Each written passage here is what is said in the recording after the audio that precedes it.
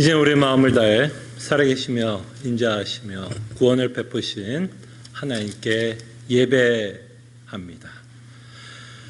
하나님은 영이시니 예배하는 자가 성령과 진리로 예배할지니라. 아멘.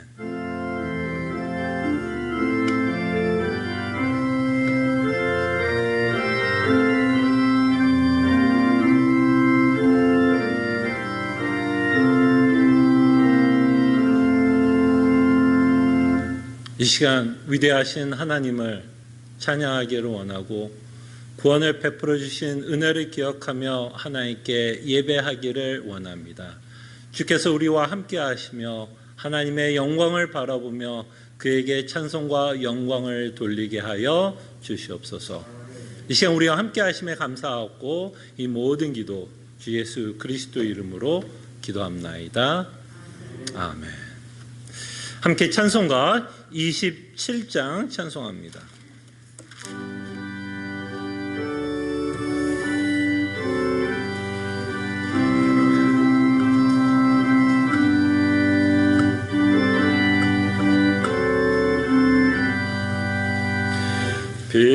빛나고 높은 보좌와 그 위에 앉으신 주 예수 얼굴 영광이 해같이 빛나네.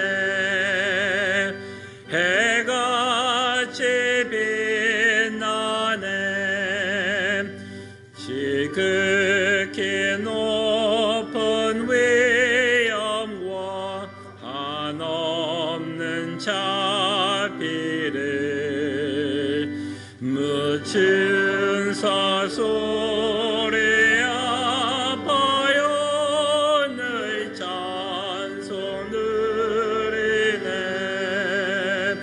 늘 찬송 드리네. 영축을 나를 살리려 그 영광 떠나서 그 부끄러운 십자가 날 위해 지셨네. 위에 지셨네. 나 이제 생명 있음은 주님의 은혜요. 저 사망 권세 이기니 큰 기쁨 넘치네. 큰 기쁨 넘치네. 주님의 보좌에 있는데 한 몸이 이르러 그 영광 몸소 배울 때 내 기쁨 넘치리. 내 기쁨 넘치리. 아멘.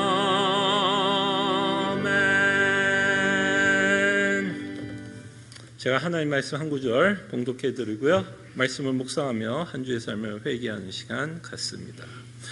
그러므로 너희가 이제 여러 가지 시험으로 말미암아 잠깐 근심하게 되지 않을 수 없으나 오히려 크게 기뻐하는도다.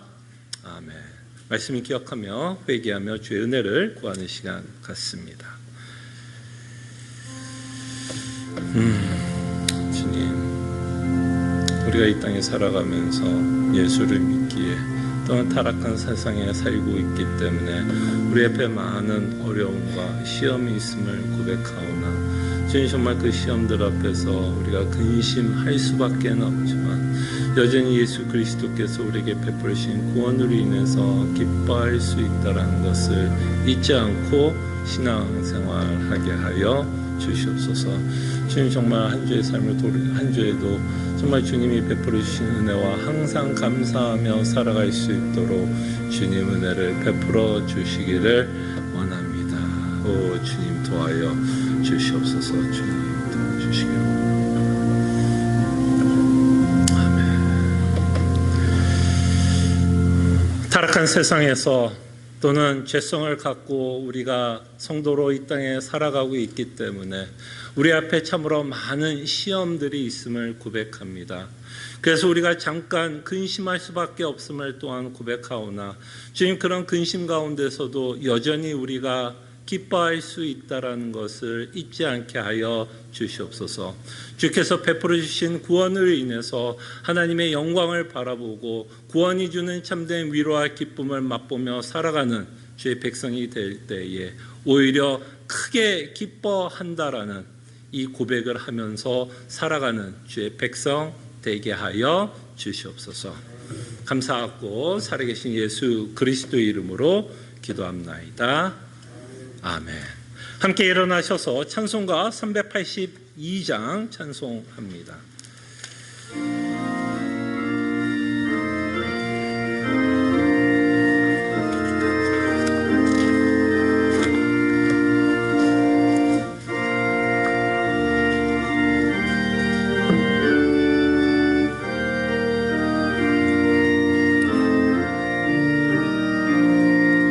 너 근심 걱정 말아라 주 너를 지키리 주 날개 밑에 거하라 주 너를 지키리 주 너를 지키리 아무 때나 어디서나 주 너를 지키리 늘 지켜주시리 어려워 낙심될 때에 주 너를 지키리 위험한 일을 당할 때 주 너를 지키리 주 너를 지키리 아무 때나 어디서나 너를 지키리 늘 지켜주시리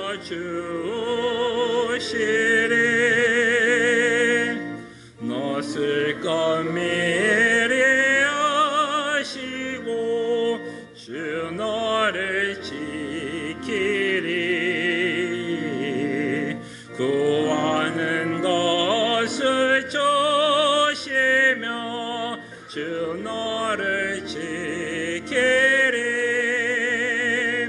주 너를 지키리 아무 때나 어디서나 주 너를 지키리 늘 지켜주시리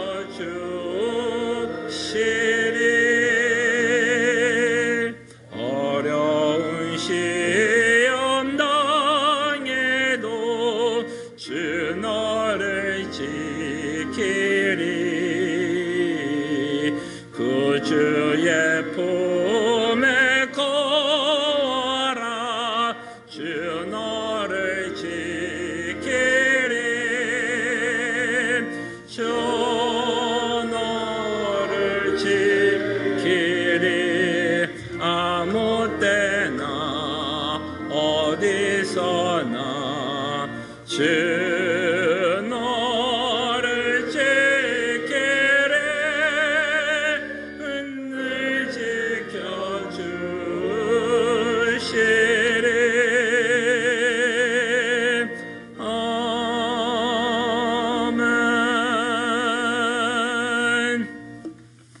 함께 시편 119편 교독합니다. 내가 주의 모든 계명에 주의할 때에는 부끄럽지 아니하리이다.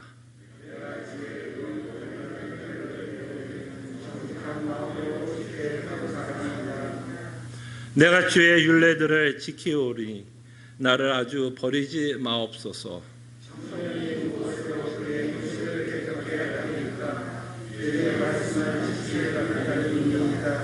내가 전심으로 주를 찾았사오니 주의 계명에서 떠나지 말게 하소서. 아멘. 우리의 신앙을 함께 고백합니다. 전능하사 천지를 만드신 하나님 아버지를 내가 믿사오며 그 외아들 우리 주 예수 그리스도를 믿사오니 이는 성령으로 잉태하사 동정조 마리에게 나시고 본디오 빌라도에게 고난을 받으사 십자가에 못 박혀 죽으시고 장사한 지 사흘 만에 죽은 자 가운데서 다시 살아나시며 하늘에 오르사 전능하신 하나님 우편에 앉아 계시다가 저희로서 산 자와 죽은 자를 심판하러 오시리라. 성령을 믿사오며 거룩한 공예와 성도가 서로 교통하는 것과 죄를 사하신 것과 몸이 다시 사는 것과 영원히 사는 것을 믿사옵나이다. 아멘. 자리에 앉으시겠습니다. 함께 찬송가 406장 찬송합니다.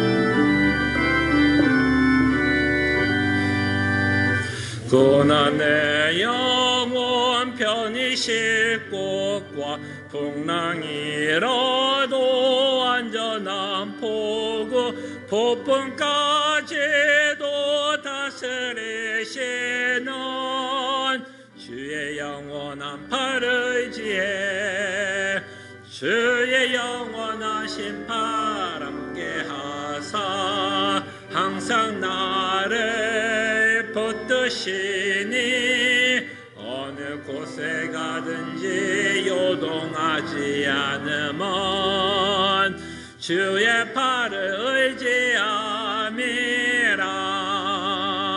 세상 친구들 나를 버려도 예수를 함께 동행함으로 주의 은혜가 충만하리니 주의 영원한 팔을 지혜 주의 영원하신 팔 함께 하사 항상 나를 붙드시니 어느 곳에 가든지 요동하지 않으면 주의 팔을 의지함이라. 나의 믿음이 연약해져도 미리 예비한 힘을 주시며 위대할 때도 안보하시는 주의 영원한 팔을 지혜 주의 영원하신 팔 함께 하사 항상 나를 붙드시니 어느 곳에 가든지 요동하지 않으면 주의 팔을 의지함이라. 능치 못한 것 주께 없으니 나의 일생을 주께 맡기며 나의 모든 짐 대신 지시는 주의 영원한 팔을 지혜 주의 영원하신 팔 함께 하사 항상 나를 어느 곳에 가든지 요동하지 않으면 주의 팔을 의지함이라.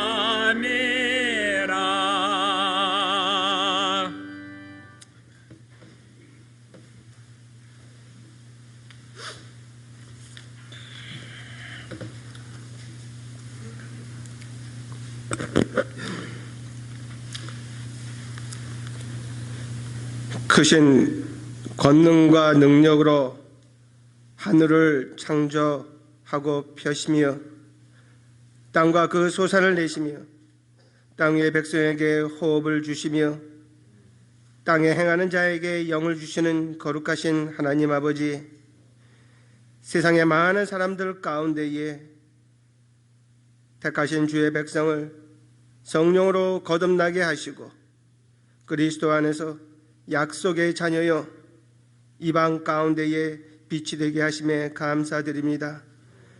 그 큰 사랑과 은혜를 받은 저희들 감사와 기쁨으로 주 앞에 나와 찬양과 경배로 주님께 예배드립니다. 주를 경외하는 가운데에 영과 진리로 드려지는 이 예배를 통하여 하나님이 하나님의 되심을 드러내고 오직 주님만 영광 받으시옵소서.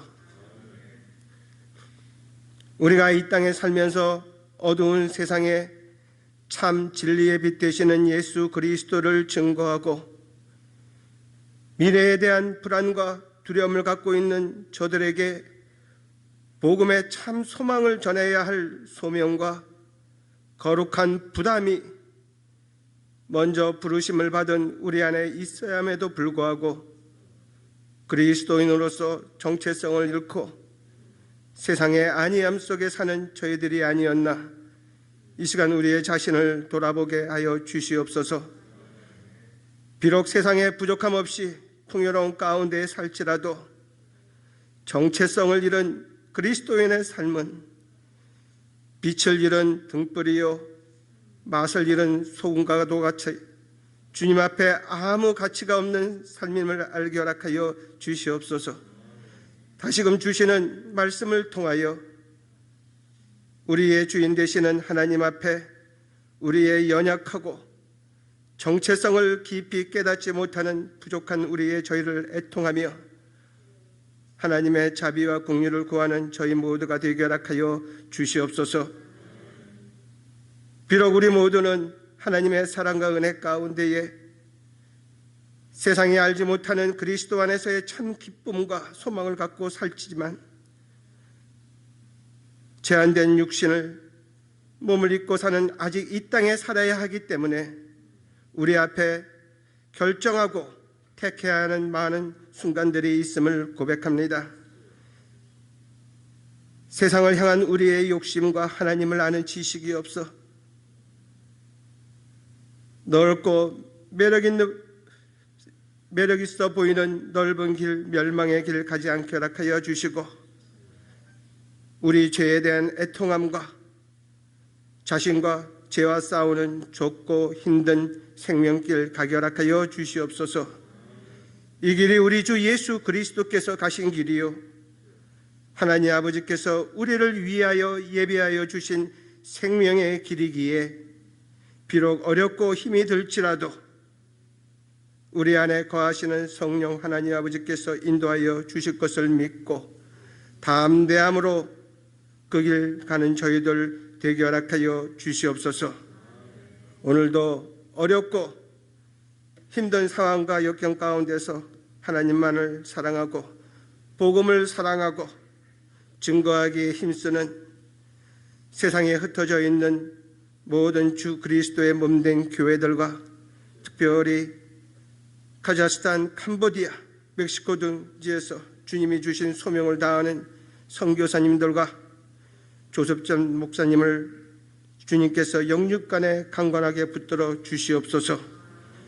지금 저 교육관에서 함께 예배드리는 우리의 자녀들 하나님을 사랑하고 경외하는 가운데에 하나님을 알아가는 지식이 자라가도록 주님 지켜 주시옵소서.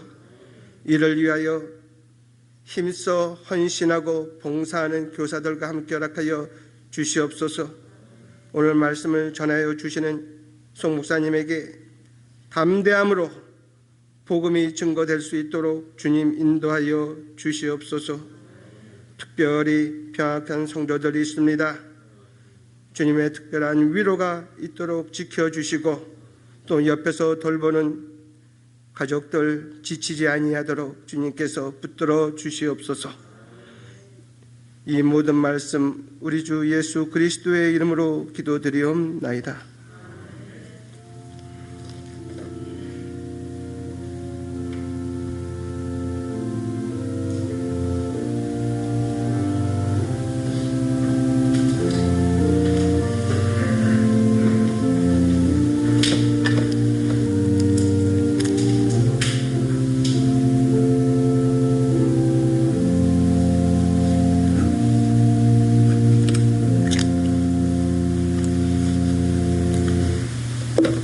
하나님의 말씀 사도행전 1장 1절에서 5절입니다.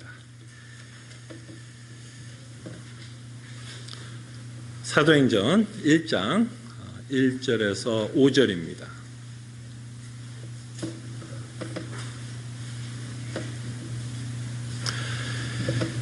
하나님의 말씀이 이러합니다. 데오빌로여, 내가 먼저 쓴 글에는 무릇 예수께서 행하시며 가르치시기를 시작하신부터 그가 택하신 사도들에게 성령으로 명하시고 승천하신 날까지의 일을 기록하였노라.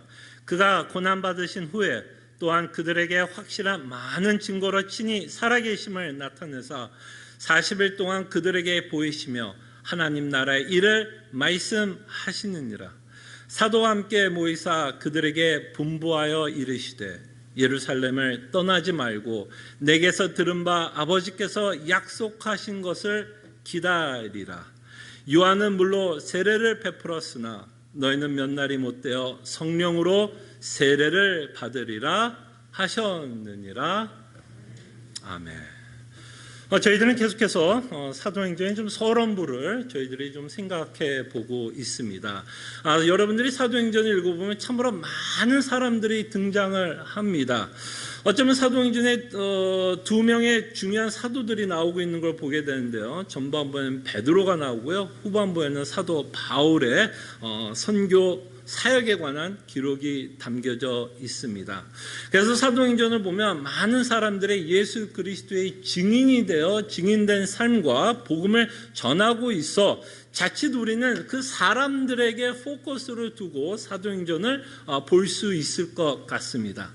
그러나 우리는 그 사람들에게 포커스를 맞추는 것이 아니라 그 일을 행하시고 있는 하나님에 대해서 우리는 끊임없이 초점을 맞췄으면 합니다.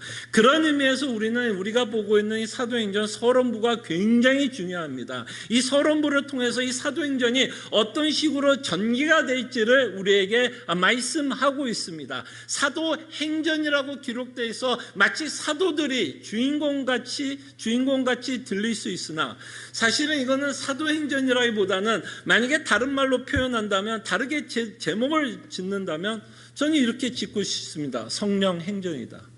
성령행전이다.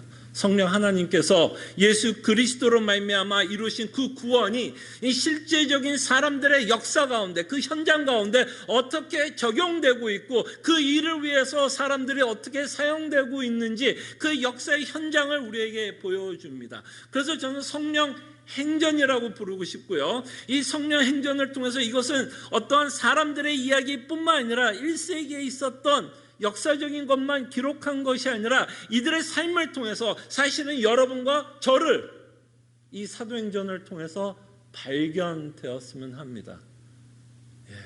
이것은 남의 이야기가 아닙니다. 여러분들과 저의 이야기도 이 사도행전에 기록되고 있다는 것을 기억해 주시고 오늘 하나님께서 우리에게 무엇을 말씀하고 계시고 무엇을 보시기를 원하는지를 저희들이 믿음의 눈으로 하나님의 말씀을 경청했으면 합니다.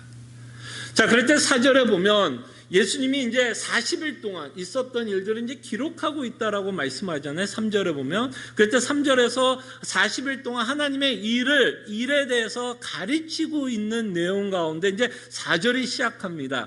그 중에서 가장 중요한 이제 명령을 하고 있는 것을 저희들이 보게 되는데요.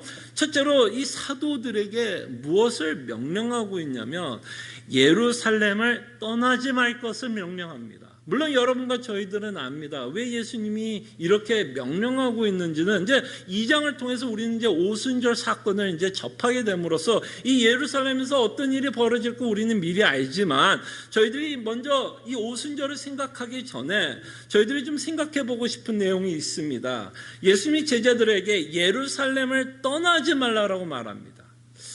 왜 떠나지 말라고 말씀하셨을까를 저는 좀 고민이 되더라고요.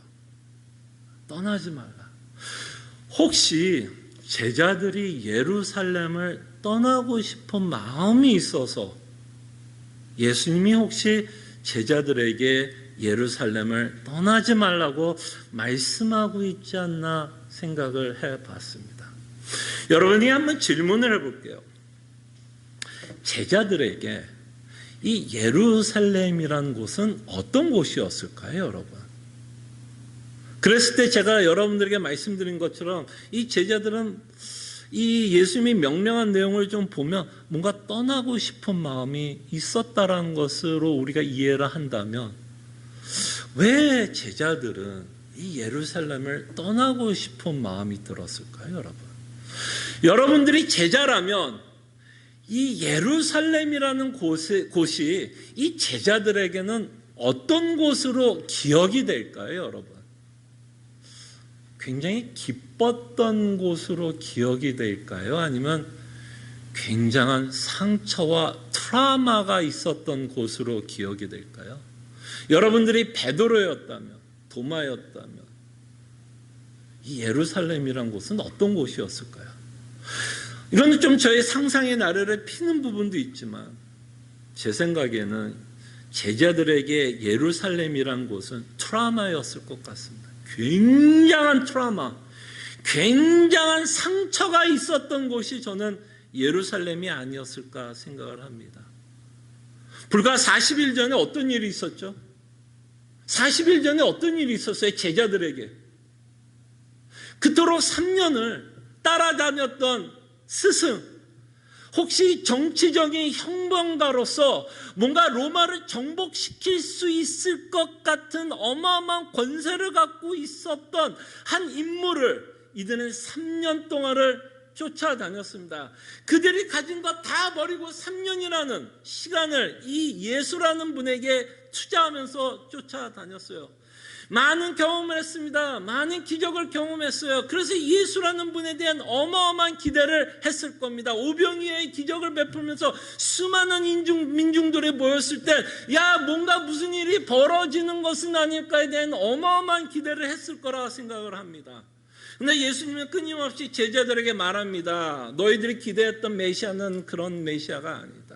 나는 죽을 것을 말씀하고 있습니다. 그럴 때 베드로는 뭐라 그랬죠, 여러분? 예수님이 죽는다고 이야기했을 때 할렐루야라고 그랬어요. 그래, 빨리 죽으세요. 그래서 무슨 소리야? 당신이 죽으면 어떡해? 너무나 큰 실망과 절망이 묻어졌던 대답 아니겠습니까? 그 말에 대해서 예수님은 베드로를 책망하지 않았어요. 사탄아, 물러가라.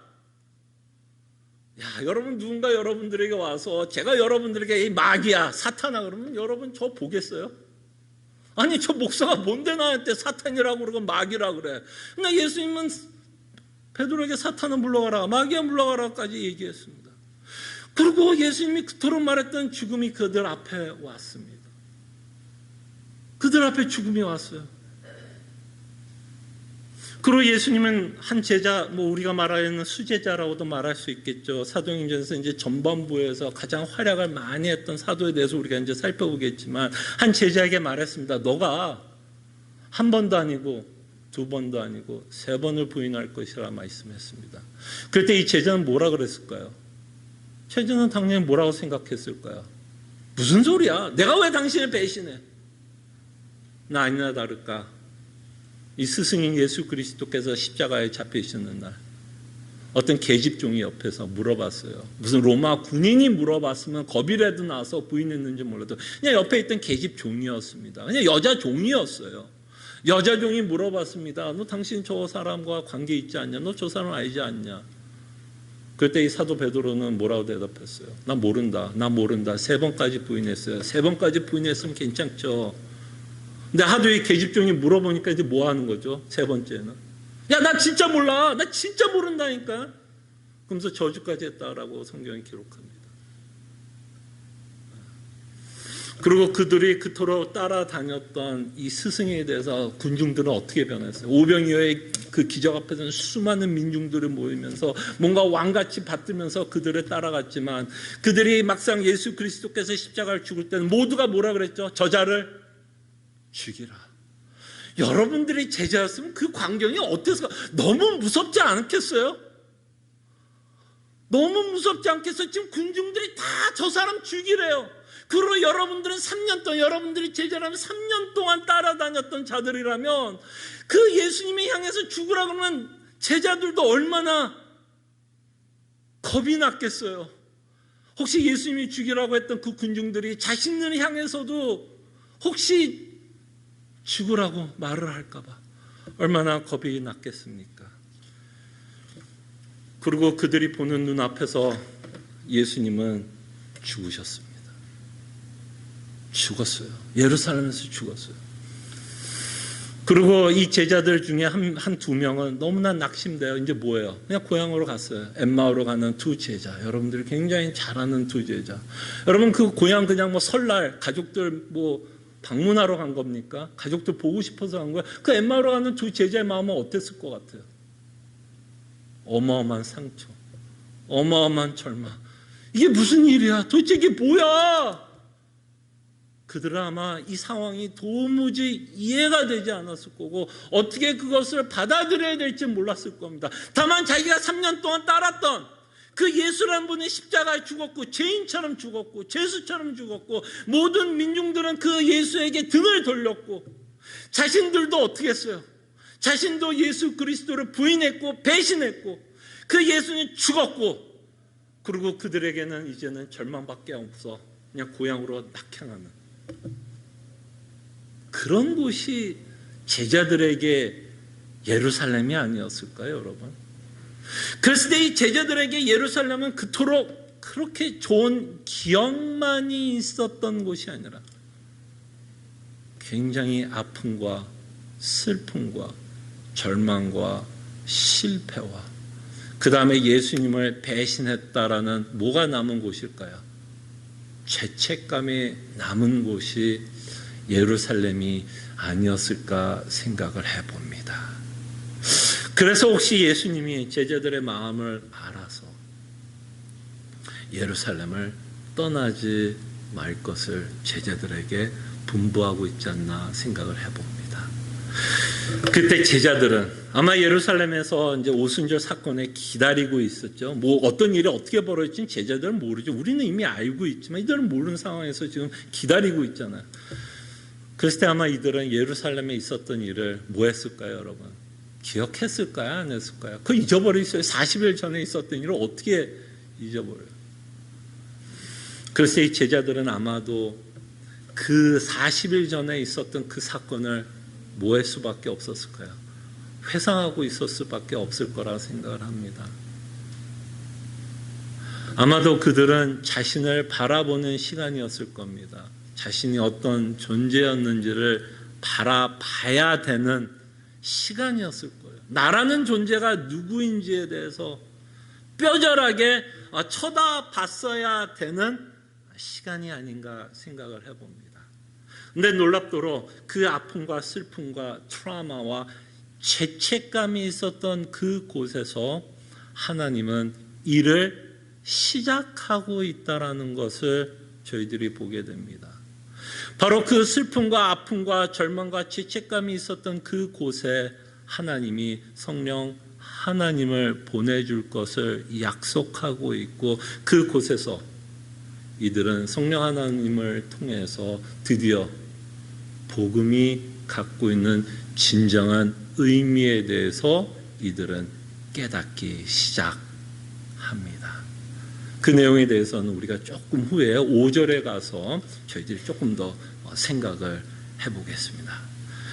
이 절망스러운 것, 죄책감이 있었던 그곳에서 하나님의 일이 시작하고 있다는 걸 기억해 주세요. 그럴 때 우리 인생도 다르지 않을까 다르지 않다라고 생각을 합니다. 우리가 만나는 하나님, 그 장소는 우리가 그토록 잊고 싶고 잊어버리고 싶고, 그죠? 그냥 한편에 묻어버리고 싶었던 그 사건 가운데 하나님은 우리를 찾아오지 않나 생각을 해보고, 우리의 아픔과 절망과 슬픔이 있을 때 바로 그곳에, 그 역사의 현장 가운데 우리로 복음을 깨닫게 하지 않나 생각을 해봅니다. 그때 여러분, 지금 살아가시면서 좀 어려운 일 있으십니까? 혼란스러운 일 있으세요? 지금은 모두가 좀 혼란스러운 시대입니다. 팬데믹 가운데 저희들이 살아갑니다. 팬데믹 때문에만 힘든 건 아니죠. 그것 때문에 파생되는 여러 가지 힘든 일이 있었고, 팬데믹 있기 전에는 쉬웠나요, 우리 인생이? 그죠? 그 전에도 힘들었죠. 그 전에도 가정 문제는 여전히 있었고, 그 전에 재정적인 문제는 여전히 있었고, 건강의 문제는 여전히 있었고, 인간관계 문제는 여전히 팬데믹 전에도 있었습니다. 근데 하나님은 그곳에서 여러분들을 만나주시는 것 같아요. 진짜로. 그곳에서 여러분들이 믿어야 될 복음을 깨닫게 하시는 것 같습니다. 그때 여러분들이 지금 힘든 상황이 있다면 그저 낙심하고 절망만 하지 마시고, 바로 지금 이 시간 하나님이 일하시려고 하는 순간이구나. 그리고 이 시간을 통해서 내가 믿어야 할 복음을 더 깨닫게 하시려고, 더 큰 확신을 주시려고 하나님이 우리에게 이런 상황을 허락하고 있구나를 라고 우리가 믿어야 하지 않을까 생각을 해봅니다. 그래서 예수님이 예루살렘을 떠나지 말라고 지금 명령을 하고 있고, 명령을 하는 가운데 예수님이 이렇게 말씀합니다. 왜 이렇게 명령을 하고 있냐면, 여러분들이 굉장히 잘 아는 것처럼 이제 예루살렘을 떠나지 말고 내게서 들은 바, 그러니까 예수님이 복음서를 통해서도 끊임없이 가르쳤던 내용이 있었다라는 것을 우리가 알게 됩니다. 특별히 여러분 누가복음 맨 마지막 장에서도 이 얘기를 하고 있지만, 사실 이 내용, 이 성령 하나님에 대해서 좀 구체적으로 설명하고 있는 책 가운데 하나가 요한복음. 특별히 요한복음 14, 15, 16장에 보면 보혜사 성령 하나님을 예수님이 소개하고 있고 그들에게 가르치고 있는 내용을 우리는 요한복음을 통해서 확인하게 됩니다. 그 내용을 여러분들이 생각해 보시면 되겠죠. 예루살렘을 떠나지 말고 내게서 들은 바, 그 성령 하나님에 대해서 내가 너희들에게 가르쳐 준 바대로, 뭐라고 예수님 말씀하냐면, 이 일이 그냥 내가 그때 처음으로 고안해낸 이야기가 아니라 이 성령 하나님은 뭐라고요? 아버지께서 약속하신 것을 기다리라고 말씀합니다. 그러니까 요한복음 14, 15, 16장에서 나왔던 보혜사 성령 하나님은 이미 예수님이 처음으로 말씀한 게 아니라 누가 계획을 한 거예요? 누가 이 성령 하나님이 줄 것을 약속하고 있죠? 아버지가 약속하고 있다. 이 약속이라고 하는 이 단어 안에서는 어떤 의미가 있냐면 하나님의 계획이 있다라고 말씀을 하는 거죠. 계획이 있으니까 하나님이 뭐 할 수 있죠? 약속을 하는 거 아니겠습니까? 아이들에게 어디를 놀러 간다라는 계획이 있을 때 아이들에게 뭘 할 수 있어요? 약속을 할 수 있는 거 아닙니까? 우리가 캘리포니아에 가면 디즈니랜드 갈 거야 라는 내가 뭐를 갖고 있으면, 이 계획을 갖고 있으면 아이들한테 뭐라고 약속할 수 있어요? 야, 며칠 날 20일 후면 우리가 디즈니랜드 갈 거야 라는 약속을 할 수 있는 거 아니야. 그럴 때 이 약속이라는 단어 안에는 전제가 되고 있는, 선행이 되고 있는 내용이 뭐야? 계획이 있었고, 그 계획이 있었기 때문에 하나님이 약속하고 있었다라는 것을 보게 됩니다. 그래서 성령 하나님이 이 땅에 오실 때에도 이것이 어떤 우연이 아니라 하나님이 창세 전부터 계획하고 있었던 그 일이 지금 이루어지고 있다라는 겁니다. 그 시점을 놓치지 말아 주십시오. 사도행전은 철저하게 하나님의 계획 아래에서 이루어지고 있다라는 것을 기억해 주시기를 바랍니다. 그럴 때 아버지께서 약속하신 이 내용은 어디에 기록되어 있을까요? 당연히 구약에 기록되어 있습니다. 그래서 여러분들이 사도행전 2장을 여러분들이 읽어보셨으면 알겠지만 베드로가 오순절 사건 이후에 사람들에게 설명을 합니다. 이들이 세 개 나라의 각각의 방언으로 그들의 언어로 복음을 전하니까 사람들이 놀랄까요, 안 놀랄까요? 제가 갑자기 이탈리 말로 갑자기 복음을 전한다면 여러분들이 놀랄까요, 안 놀랄까요? 저 목사가 언제부터 이탈리아 말을 했다고 저렇게 이탈리아 말로 복음을 전하고 있을까? 놀랄까요, 안 놀랄까요? 당연히 놀라죠. 사람들이 묻습니다. 이 일이 어떻게 가능하냐? 그래서 사도 베드로가 설교를 하는 내용을 저희들이 보게 될 텐데, 그때에 무엇을 갖고 설교를 하냐면 요엘 2장을 가지고 설교를 합니다. 요엘 2장은 뭐죠? 어디 있는 거죠? 구약에 있는 내용이고 성령 하나님에 대한 약속이 담겨져 있는, 그죠? 선지서 중에 하나인 것을 베드로가 인용을 합니다. 자, 요엘서 2장은 저희가 이제 사도행전 2장에 가서 조금 더 구체적으로 당연히 살펴보는데, 오늘은 구약의 다른 구절에서 하나님 아버지께서 성령 하나님을 약속하고 있는 내용에 대해서 저희들이 조금 더 살펴보겠습니다. 그때 에스겔서 36장 26절에 보면 요엘서가 아닌 다른 에스겔서에서도 하나님의 계획이 기록되어 있고 성령 하나님이 우리에게 주실 것을 말씀하고 있는데, 이 구절을 통해서 왜 하나님이 성령 하나님을 우리에게 주실 것인가에 대한 필요성, 그리고 성령 하나님이 어떤 사역을 감당하실지에 대한 내용도 함께 기록되어 있다는 것을 보게 됩니다. 그래서 에스겔서 36장 26절을 보면 뭐라고 말씀하냐면, 무슨 계획을 세우고 있고 약속하냐면, 또 새 영을 너희 속에 두고 새 마음을 너에게 주되 너희 육신에서 굳은 마음을 제거해 주고 부드러운 마음을 줄 것이며. 그래서 하나님께서 우리에게 뭘 준다고요? 새 영을 너희 속에 둔다라고 말씀하십니다. 그때 우리 안에 들어가신 분이 누굴까? 이 안에 들어가신 분은 여기서 이 전체적인 문맥 가운데서는 성령 하나님에 대한 이야기를 하고 있습니다. 그 성령 하나님을 인해서 여러분들에게 새 마음을 줄 거라고 말씀합니다. 자, 그럴 때 왜 하나님이 이렇게 말을 할까요? 새 마음을 줄 거라고 말씀할까요, 여러분? 그러면 그 전에 여러분들과 저희 마음에 뭔가 문제가 있었다라는 거죠. 문제가 없었다면 굳이 새 마음을 줄 필요 있어요, 없어요? 없죠. 그러나 이렇게 성령 하나님이 오심으로써 우리에게 새 마음을 줄 거라는 말에는 그 전에 성령 하나님이 오시기 전에는 우리 마음에 뭔가 큰 문제가 있었다라고 우리는 생각해 볼 수 있습니다. 그럴 때 우리의 문제가 뭐였죠? 새 마음을 너에게 주되 너희 육신에서 뭐라고요? 굳은 마음을 제거하고 부드러운 마음을 줄 것이며, 그때 새 마음이 있기 전에 우리의 심정이 어땠다라는 거예요. 우리의 심령이 어땠다라는 거죠? 굉장히 굳어 있었다라고 표현을 합니다. 굳어 있었다.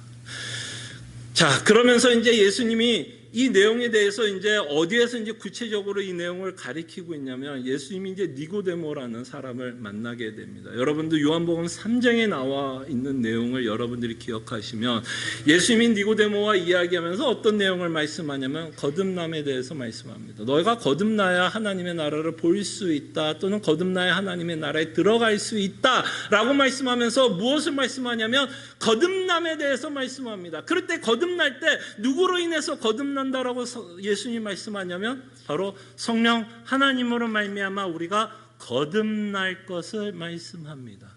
이렇게 거듭남으로써 어떤 일이 벌어질까요? 굳은 마음이 부드러워지는 것을 우리는 보게 될 것입니다. 자, 여러분, 왜 이렇게 굳은 마음이 부드러워져야 되는지 아십니까? 여러분과 제가 마음이 굳어져 있는 상태, 지금 에스겔에서 나오는 마음이 굳어진 상태로는 우리가 복음을 믿을 수 없어요. 복음을 믿을 수 없어요. 예수님이 아무리 지금 십자가에 죽고 부활하셨어도, 그죠? 여러분들은 그 부활의 현장에 있었으면 여러분 믿었을 거라고 생각하십니까? 그건 착각입니다. 여러분들이 예수 그리스도가 부활했던 것을 봤다고 해서 예수 그리스도 그 부활이 갖고 있는 복음의 메시지를 우리가 믿는다라는 건 그건 착각입니다. 그때 전제가 되는 일이 뭘까요? 부활의 사건이 갖고 있는 그 복음의 메시지를 듣기 위해서 반드시 전제가 되어 있는 건 굳은 마음이 부드러워져야 돼요. 그건 무엇을 말씀하고 있냐면 우리의 거듭나야 된다는 것을 말씀합니다. 우리 스스로가 예수 그리스도의 복음을 믿을 수 없다라는 것을 성경은 말합니다. 얼마나 이거 트래지기예요. 예수님이 지금 뭐 이렇게 표현할까? 제가 밥 먹는 거 좋아하니까 예수님이 밥 다 차려놨어요, 진짜. 여러분 뭐 좋아하세요? 김치찌개? 삼겹살 팍 들어가서 기름 쫙, 김치찌개, 갈비, 스시, 보쌈. 예수님이 다 차려놨어요. 근데 우리가 그걸 먹을 수 있는 이빨도 없고요. 소화 기능이 완전히 마비됐다고 치면 그거 차려놓으면 뭐합니까? 약 올리는 거죠. 고문하는 거죠. 그게 예수님이 차려놓은 구원을 우리가 먹기 위해서는 반드시 누가 필요해요? 성령 하나님이 필요하고, 성령 하나님에 의한 거듭나지 않고선, 우리의 마음이 부드러워지지 않고서는 결탄코 이 복음을 깨달을 수 없게 됩니다. 여전히 제자들도 이때의 상태를 우리가 좀 어떻게 이해할 수 있을까요? 많은 성경적 지식은 분명히 갖고 있었습니다. 베드로에게 하나님 예수님이 누구라 했을 때 어마어마한 신앙 고백도 했죠. 많은 인포메이션을 갖고 있었습니다. 그러나 베드로도 그렇고 그 12제자도 아직은 그 지식이 갖고 있는 복음의 내용은 여전히 깨닫고 있지 못합니다. 그렇기 때문에 예수님이 십자가에 죽으려고 했을 때에 베드로는 뭐라고 얘기했을까요? 죽으면 안 된다라고 이야기하는 거 아니겠습니까? 그들이 갖고 있는 수많은 인포메이션을 바르게 믿기 위해선 그 부드러운 마음이, 강팍한 마음이, 그 굳은 마음이 성령 하나님으로 말미암아 부드러워져야만 지금 예수 그리스도께서 그들에게 가르쳤던 그 복음을 이 제자들도 뭐 하게 될까? 그제서야 바르게 그것을 깨닫게 된다라는 것을 보게 됩니다. 그래서 하나님은 예수 그리스도만이 필요한 게 아니라, 우리에게 그리스도만이 필요한 게 아니라 그리스도와 함께 성령 하나님도 필요하다라는 것을 보게 되며, 여러분들이 지금 예수 그리스도의 복음을 믿고 있고 그 복음 때문에 소망을 갖고 살고 그 복음 때문에 위로를 받고 살아가고, 그리고 그 복음 때문에 여러분 안에 있는 죄성을 바라보면서 애통해하면서 살아가고 있다면, 그것이 바로 여러분들이 하나님이 여러분들과 함께하고 있는 증거예요. 성령 하나님이 여러분 안에 내주하고 있는 증거입니다. 그래서 여러분, 하나님이 여러분과 함께하고 있다는 걸 다른 데서 찾지 마십시오. 우리는 어디서 찾으려고 그러죠? 하나님이 나와 함께한다는 걸 어디서 찾고 있어요? 내 문제 해결되는 것으로 찾고 싶은 유혹이 있지 않으세요? 내가 기도하고 있는 기도 제목에 하나님께서 응답하는 것으로 하나님이 나와 함께하고 있다는 것을 확신하고 싶지 않으십니까? 그때 하나님이 여러분들과 함께하고 있는 최고의 증거는 다른 것이 아니라 여전히 내가 예수 그리스도의 복음으로 인해서 위로와 소망과 또한 내 안에 있는 죄성 때문에 오는 그 애통함에 의한 회개의 삶을 우리가 살아가고 있을 때에 성령 하나님이 여러분과 저와 뭐하고 있는 증거예요? 함께 선한 목자 예수 그리스도가 우리 인생을 인도하고 있는 증거다라는 것을 잊지 않았으면 합니다. 그래서 하나님은 이 계획을 이제 사도들에게 적용을 시키실 것이고, 그리고 이것은 사도들에게만 적용되는 내용이 아니라 여러분들에게도 당연히 적용이 되는 내용이죠. 그렇게 여러분들이 지금 뭘 하는 거예요? 예수 그리스도의 복음을 믿고 있습니다. 그렇게 해서 하나님은 구약을 통해서 또는 창세 전에 이미 계획을 갖고 있었고 성령 하나님이 약속하고 있는 내용을 보게 되었고, 왜 우리가 성령 하나님이 필요한지에 대해서 저희들이 생각을 해봤습니다. 자, 그러면서 이제 예수님이 이제 무슨 일을 하냐면, 예수님이 이렇게 말씀합니다. 성령 하나님을 세례 요한과 좀 비교를 합니다. 좀 특이한 말씀을 하시죠. 이제 5절에 보면 요한은 물로 세례를 베풀었으나 너희는 몇 날이 못되어 성령으로 세례를 받으리라 하셨느니라. 이제 성령 세례에 대해서 말씀하는데요. 자, 이 부분은 우리가 나중에 아마 좀 생각해 볼 수 있는 시간이 있을 거라고 생각을 해 봅니다. 많은 사람들이 성령 세례에 대해서 참으로 많은 논쟁 이야기가 있습니다. 과연 성령 세례가 무엇일까에 대한 수많은 가르침이 있는데 그 구절들은 우리가 이제 접하게 되면 우리가 좀 생각을 해 볼 텐데요.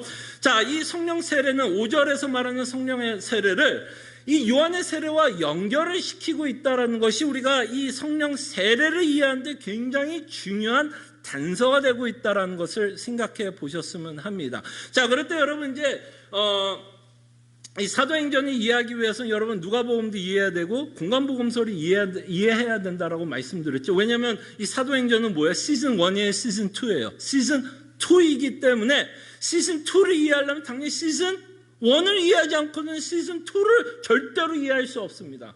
그래서 우리는 공간복음서를 좀 왔다 갔다 해야 돼요. 왜냐하면 공간복음서에서 어떤 내용이 기록됐는지를 우리가 이해를 해야 지금 예수님이 말씀하고 있는 이 내용도 우리가 이해하게 됩니다. 자, 그럴 때 여러분 굉장히 유명한 사건이 하나 있는데 요한이라는, 그죠? 세례 요한이 등장을 하는데 간략하게 요약을 하면 이 세례 요한이 주었던 세례의 특징을 간략하게 말씀드리면 무슨 세례라고 말씀드릴 수 있냐면 회개를 요청하는 세례다라고 생각하시면 됩니다.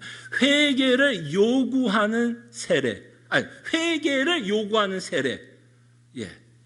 그러니까 이 요한이 세례를 주면서 끊임없이 외쳤던 내용이 뭐예요? 회개하라는 내용이었어요. 회개하라.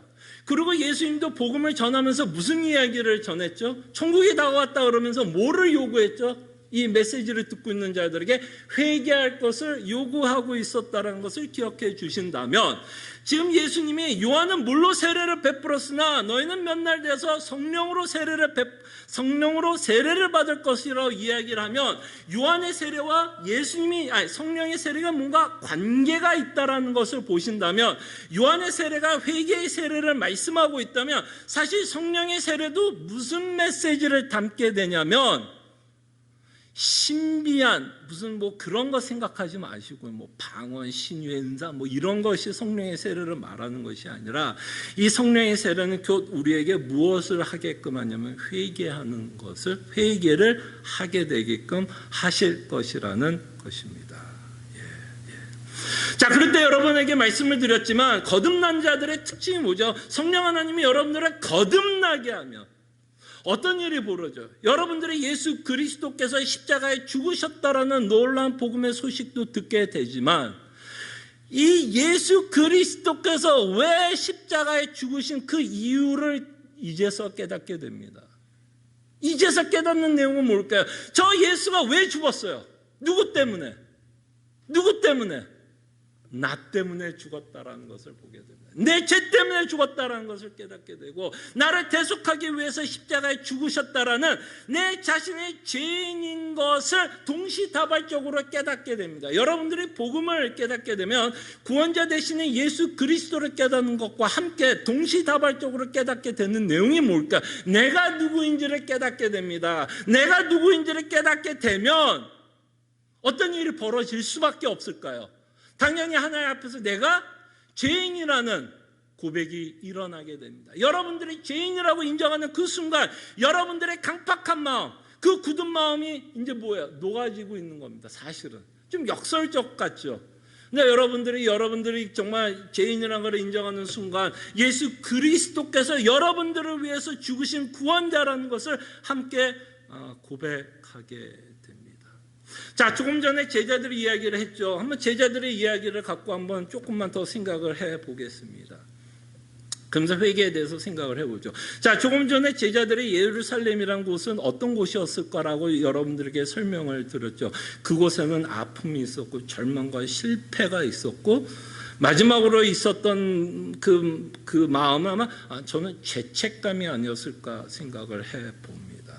왜냐하면 이들은 예수님을 버리고 도망갔던 자들이었고 부인했던 자들이었고 그 다음에 저주까지 했던 자였습니다. 그런데 그렇게 예수님을 부인했던 자들 앞에 예수님이 부활하셔서 오셨습니다. 저는 그럴 때 이 제자들의, 물론 천국 가서 한번 물어는 봐야 될 것 같아요. 베드로야, 네 심정이 정말 어땠는지 아마 천국 가서는 물어봐야겠지만, 저는 예수님 제자들 앞에서 예수님이 살아 돌아왔을 때 만감이 교차되었을 거라고 생각이 듭니다. 한 가지는 당연히 기뻐했을까요, 슬펐을까요? 저는 굉장히 기뻐했을 거라고 생각을 합니다. 이 제자들은 속으로 뭐라고 생각해요? 다행이다. 와, 그래도 진짜 예수님 살아나셨네. 다행이다. 죽지 않아서. 다행이다라고 생각했을 거고, 이 스승, 자신이 3년 동안 모셨던 스승이 어쨌든 살아났다라는 이 기적을 경험했다라는 것에 대해서 기뻤을 거라고 생각을 합니다. 근데 저는 만감이 교차했을 거라고 생각을 하는 이유는 기쁘기만 했을까요? 그들이 부인했던 그 죄책감이 예수님이 부활했다라는 것을 통해서 그게 없어졌을까요? 왜냐하면 여러분 생각해 보세요. 여러분 요셉의 사건을 한번 기억해 보세요. 여러분 요셉, 분명히 형들이 요셉을 팔았죠. 그죠? 팔았죠. 근데 하나님의 섭리 가운데서 요셉이 뭐가 되냐면 총리가 됐습니다. 그죠? 그리고 어느 날 형들과 가족이 요셉을 만납니다. 그때 아마 형들은 만감이 저는 교차했을 거라 생각이 듭니다. 한 가지는 뭐였을까요? 기뻤을까요? 안 기뻤을까요? 요셉을 만나는 순간 저는 굉장히 기뻤을 거예요. 자신들이 팔았던 요셉이 노예가 돼서 어디에 그냥 땅에 묻혀서 죽은 게 아니라 자기가 팔았던 동생이 이 애굽이라는 어마어마한 나라의 총리가 되어서 자기 앞에 섰다면 한편으로는 굉장히 기뻤을 거예요. 그러나 이 형들은 요셉이 총리가 되어서 그 앞에 나타났을 때 두렵지 않았을까요? 왜 두렵지 않았을까요? 전 두려웠을 거라고 생각합니다. 왜? 사실 그가 그렇게 고생한 이유가, 요셉이 고생했던 이유, 형들이 뭐 했기 때문에? 팔아버렸기 때문에 만감이 교차했을 거라 생각합니다. 죄책감이 형들에게 왜 없었겠어요? 그리고 두려움이 있었을까요? 없었을까요? 이 총리는 뭐 할 수 있을까요? 형들을 죽일 수 있는 권세가 있어요? 없어요? 당연히 그를 죽일 수 있는 권세가 있었겠죠. 그때 분명히 형들은 요셉을 보면서 기쁘기도 했지만 굉장히 두렵고 죄책감에 쓰였을 겁니다. 그때 요셉이 어떻게 해요? 야, 내가 총리인데 너 잘 걸렸다. 야, 너 참 잘 걸렸다. 내가 너 때문에 내가 여태까지 세월 다 생각하면 내가 너 죽인다. 죽인들 누가 뭐 할 말이 있었을까요? 없었을 겁니다. 전 제자들이 그런 마음이 아니었을까 싶어요. 어쨌든 자신이 부인했던 예수라는 분이 부활해서 나타나셨습니다. 그래서 한편으로는 굉장히 기뻤겠죠. 죽지 않고 살아났으니 참 다행이다라는 기쁨도 있었겠지만, 만약에 이 사람이 죽지 않고 살아났다면 그가 전했던 모든 메시지가 참이에요, 거짓말이에요?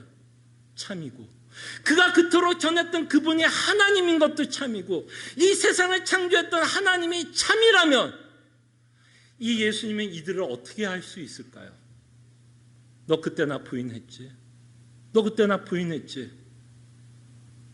만약에 예수님이 그 제자들을 그 자리에서 죽인들, 이 제자들이 할 말이 있었을까요, 여러분? 할 말이 있었을까요? 그들은 당연히 그들이 받아야 할 죄값을 받는 것뿐입니다. 그렇지 않습니까? 죄값은 뭐였죠? 지금 성자 예수님을 죽인 거 아닙니까? 그럴 때 이 제자들은 저는 상당한 죄책감을 가졌을 거라고 생각이 듭니다. 부활은 했지만 죽지 않아 살아난 건 다행이지만 이 제자들 앞에 있는 그 죄책감, 예수님을 부인했다라는 그 죄책감, 그리고 혹시 예수가 나를 용서하지 않고 혹시 복수를 한다면 어떻게 할까에 대한 두려움도 앞서지 않았을까 생각을 합니다. 그럴 때 예수님이 성령에 뭐라고 말하냐면 성령의 세례를 요한의 세례와 연결을 시키면서 우리가 살펴본 것처럼 요한의 세례의 특징이 뭐였다고? 회개의 세례라고 말씀을 드렸습니다. 여러분, 회개라는 것이 여러분 어떤 내용이지? 여러분 회개를 어떻게 이해하십니까? 여러분, 회개는 은혜입니다. 여러분, 회개는 은혜예요.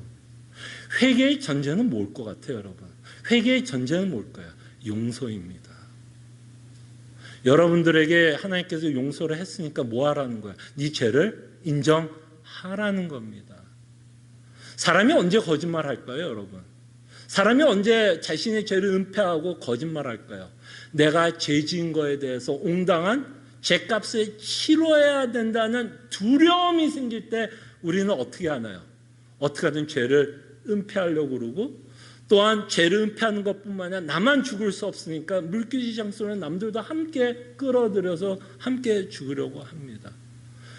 죄에 대한 싹과 죄에 대한 형벌이 있으면 우리는 우리 자신에게 정직할 수 없어요. 그렇기 때문에 하나님 앞에도 정직할 수가 없고 우리 죄를 인정할 수 없게 됩니다. 이 예수님이 성령의 세례라고 말씀하고 있고 요한의 세례라고 말씀하며 이 성령의 세례로 인해서 너희가 회개를 하게 된다는 이 말에는 사실은 너의 죄를 인정하는 것과 함께 뭐가 포함되어 있는 내용일까요? 내가 너를 용서한다라는 복음의 메시지도 이 회개 안에 담겨져 있습니다. 그때 성령 하나님이 왔을 때 여러분들에게 거듭남을 통해서 아까 말씀드린 것처럼 여러분들은 복음을 믿게 됩니다. 근데 여러분들이 복음을 믿으면서 내가 내 죄를 인정하는 이유는 뭐였기 때문에 내 죄가 용서받았다라는 확신과 내 죄를 내가 이실직고 해도 여전히 하나님을 나를 사랑하실 거라는 강한 확신이 있기 때문에 우리는 내 죄를 하나님께 뭐하게 돼요? 인정하고 고하게 됩니다. 그때 이 제자들에게 성령의 세례가 주어질 것이고 그제서 아마도 이들은 복음이 갖고 있는 사랑과 복음이 갖고 있는 용서와 복음이 갖고 있는 그 따뜻한 하나님의 손길을 그제서 이들은 맛보게 될 것이라 생각이 듭니다. 그때 여러분들 돌아왔던 걸 생각해 보십시오. 사도 바울의 회심도 생각해 보십시오. 사도 바울은 하나님께 형벌을 받아야 될 자인가 아닌가요? 형벌을 받을 자죠. 왜? 예수 그리스도의 교회를 핍박한 겁니다. 예수 그리스도의 교회를 핍박했다는 얘기는 뭐예요? 자신을 핍박한 겁니다. 자신을 핍박한 거예요. 예수를 핍박한 겁니다. 그럼에도 불구하고 예수님은 그를 사랑했고 용서했고 그를 사도로 부르셨어요. 그렇기 때문에 사도 바울은 어떤 일이 벌어져요? 예수를 위해서 죽기까지 순종을 하게 됩니다. 제자들은 성령의 세례로 말미암아 이제서 뭘 깨달아요?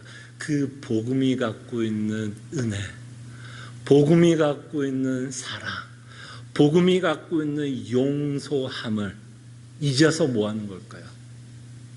깨닫게 된다라는 것을 보게 됩니다. 그럴 때 여러분, 이것이 바로 성경에서 말하는 구원하는 믿음이 아닐까 생각을 합니다. 여러분들이 구원을 받았다라는 여러 증거들이 여러분들 안에 있을 겁니다. 그때 여러분들의 구원받은 증거는 기적을 체험한 것을 구원받은 증거라고 말하지는 않습니다. 부활을 체험했던 이자들도 여전히 복음을 깨닫지 못하고 있는 모습을 보면 어떤 역사적인 현장 가운데서 기적을 맛봤다 그래서 하나님이 어떤 기도에 응답을 했다고 해서 그것이 구원하는 믿음은 아닐 수 있습니다. 그때 성경에서 말하는 이 구원하는 믿음은 정말 예수 그리스도를 인해서 그 십자가에 죽으신 예수 그리스도를 인해서 내가 누구인지를 깨닫는 거예요. 아, 내가 죽였구나. 진짜 내가 죽였구나. 그리고 내 안이 얼마나 굳은 자인지, 얼마나 강팍한 자인지, 이 간팍한 자에게 은혜를 베풀어 주시고 성령 하나님께서 거듭나게 해서 나를 예수 그리스도를 믿게 하시며 그리고 내 안에 뭐가 일어나게끔 회개하게끔 내 죄를 인정해서 그 인정하는 것 때문에 다시 한번 예수 그리스도께서 나를 사랑하시며 나를 용서하고 있는 그 따뜻한 손길을 우리가 매일 맛보며 살아간다면 그것이 뭐라고요? 그것이 구원하는 믿음입니다. 그때 여러분 우리가 오늘 말씀을 좀 정리하면서 이 구절에 여러분들에게 좀 말씀드리고 싶은 거 있어요. 이 구절 안에는 우리를 구원하시는 하나님을 보셨으면 합니다.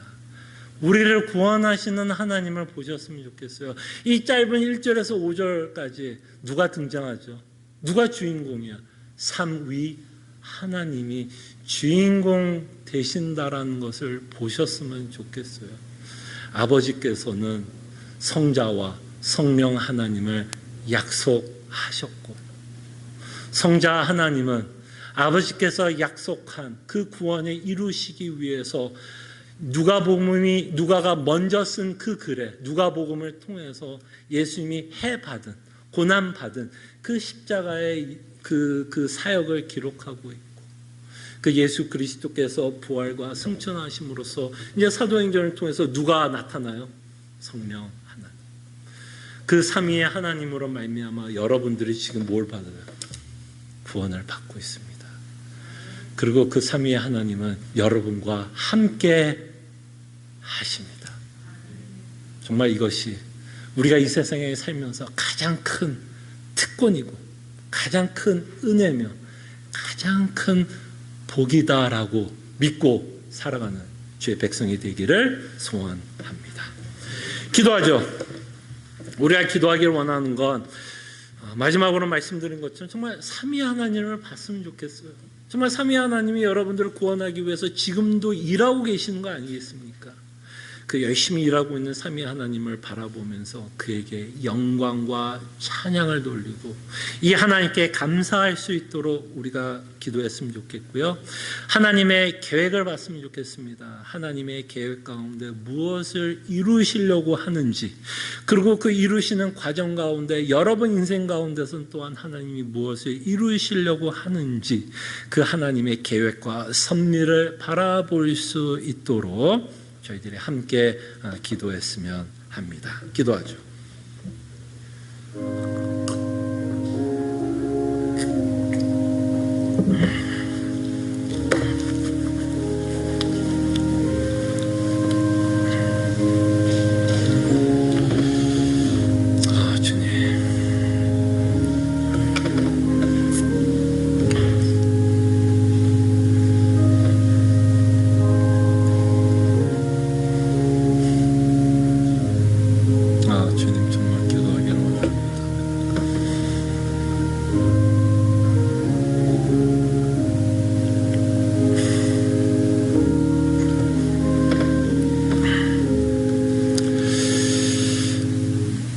하나님께서 우리에게 말씀하신 말씀을 우리 마음에 새기며 살아가게 하여 주시고, 무엇보다도 예수님이 제자들에게 예루살렘을 떠나지 말라고 명령했을 때에 그들은 그들이 갖고 있었던 상처와 그들이 갖고 있는 아픔과 죄책감을 직시할 수밖에 없었던 상황이었던 것 같이 우리도 인생을 살아가면서 우리 안에 있는 아픔들, 상처들, 그리고 우리가 지우고 싶은 그 많은 아픔들, 그러나 그 가운데 하나님께서 일하고 있다는 것을 잊지 않게 해주시고, 우리 아픔 가운데서도 복음은 여전히 우리를 위로할 수 있으며 여전히 우리로 하여금 하나님께 찬송하게 하며 여전히 우리에게 소망을 주고 있다는 것을 잊지 않게 하여 주실 때에 복음이 주는 참된 위로와 기쁨을 이 땅에서 누리면서 살아가는 주의 백성 되게 하여 주시옵소서.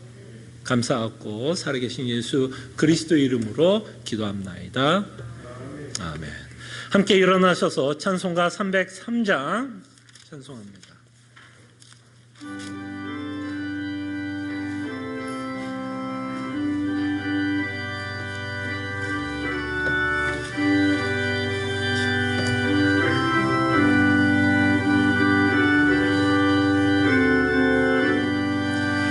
날 위하여 십자가에 중한 고통 받으사 대신 죽은 주 예수의 사랑하신 은혜여 보배로운 피를 흘려 영영 죽을 죄에서 구속함을 받은 우리 어찌 찬양 안 할까.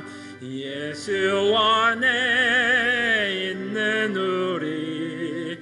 한량없이 즐겁고 주 성령의 외로움이 마음속에 차도다. 천국 음악소리 같은 은혜로운 그 말씀 끊임없이 듣는 우리 어찌 찬양 안 할까. 이 세상의 모진 풍파 쉬지 않고 불어도 주님 안에 보호받는 우리 마음 편하다. 늘 깨어서 기도하고 저 천국을 바라며 주님만을 기다리니 어찌 찬양 안 할까. 아멘. 하나님의 백성들이여, 하나님이 주시는 위로의 말씀, 축복의 말씀 믿으시기를 바랍니다. 소망의 하나님이 모든 기쁨과 평강을 믿음 안에서 너희에게 충만하게 하사 성령의 능력으로 소망에 넘치게 하시기를 원하노라.